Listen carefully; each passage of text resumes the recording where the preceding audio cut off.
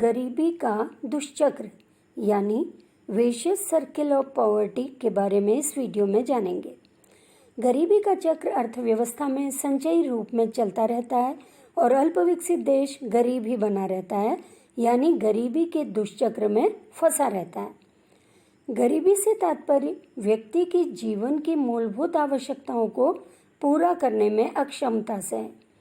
मूलभूत आवश्यकताओं का मतलब है ऐसी आवश्यकताएं जो जीवित रहने के लिए और स्वस्थ रहने के लिए आवश्यक है, जैसे भोजन, वस्त्र, स्वास्थ्य सुविधाएं और रहने के लिए स्वच्छ आवास।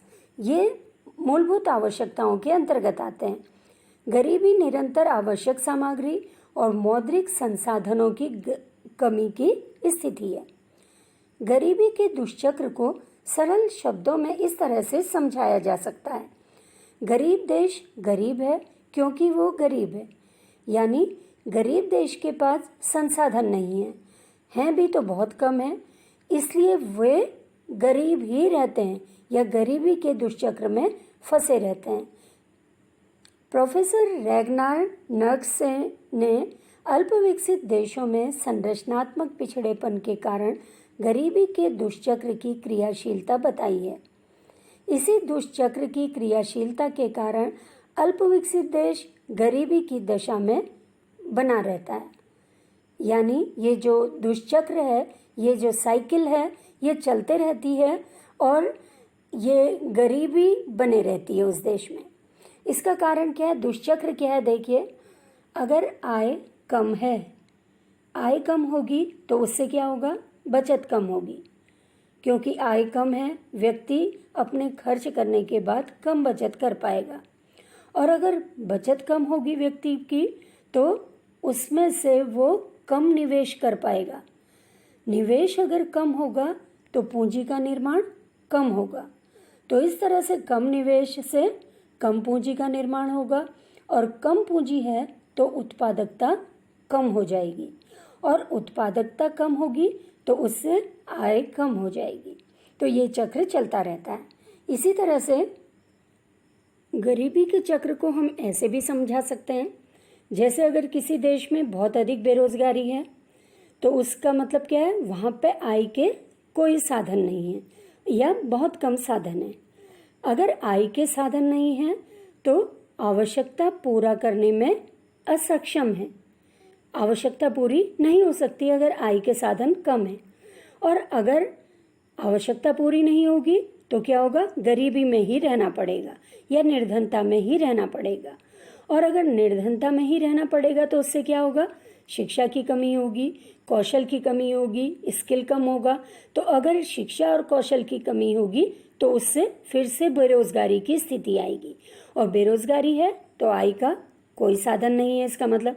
तो ये चक्र चलता रहता है। इसको हम गरीबी का दुष्चक्र भी कह सकते हैं, या ये दुष्चक्र है, इसमें व्यक्ति फंसे रहता है या कोई देश फंसे रहता है। अब इसको हम इस तरीके से भी समझ सकते हैं। देखिए, अगर किसी देश में स्वास्थ्य सुविधाएं बहुत कम है, वहाँ के व्यक्ति अस्वस्थ होंगे। अगर अस्वस्थ नागरिक हैं तो उनकी कार्य करने की क्षमता कम हो जाएगी। अगर वो कार्य करने की क्षमता उनकी कम होगी तो इसका मतलब उत्पादकता पर असर पड़ेगा और उत्पादकता कम हो जाएगी। उत्पादकता कम होने का मतलब लोगों को कम रोजगार मिलेगा, उनकी आय कम हो जाएगी। आय कम होने का मतलब निवेश की मात्रा कम होगी। निवेश कम होने का मतलब पूंजी कम होगी और पूंजी कम होने का मतलब गरीबी की स्थिति आएगी। और अगर गरीबी की स्थिति है तो व्यक्ति अस्वस्थ रहेगा, क्योंकि वो अपनी मूलभूत आवश्यकताओं को पूरा नहीं कर पाएगा। मूलभूत आवश्यकताओं का मतलब है उसको पौष्टिक भोजन चाहिए, स्वस्थ रहने के लिए स्वच्छ आवास चाहिए। ये नहीं मिलेंगे तो वो गरीबी के दुष्चक्र में फंसा रहेगा। कोई भी देश गरीबी के दुष्चक्र से बाहर निकल सकता है अगर उस देश के लोगों में, सरकार में इच्छा शक्ति हो। अल्पविकसित देश अपनी छुपी हुई बचत संभावनाओं के उपयोग द्वारा भी पूंजी निर्माण में वृद्धि कर सकते हैं। निर्धन जन समूह की वास्तविक प्रति व्यक्ति आय बढ़ाने के लिए किसी अल्पविकसित देश को अपना उत्पादन प्रतिरूप बदलना होगा। केवल विलासितापूर्ण और सुरक्षात्मक उत्पादों के उत्पादन में वृद्धि अधिक सहायता नहीं कर सकती। आवश्यक उपभोक्ता वस्तुओं और सेवाओं के उत्पादन में वृद्धि अधिकांश निम्न वर्ग के लोगों की वास्तविक प्रति व्यक्ति आय को बढ़ाएगी।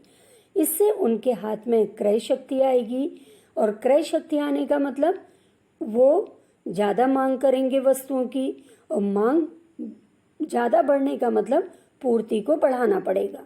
पूर्ति बढ़ाने का मतलब बाजार का आकार बढ़ेगा, और बाजार का आकार बढ़ने से क्या होगा, ये लोगों को फिर से रोजगार मिलेगा, क्योंकि बाजार का आकार बढ़ने से उत्पादन बढ़ेगा।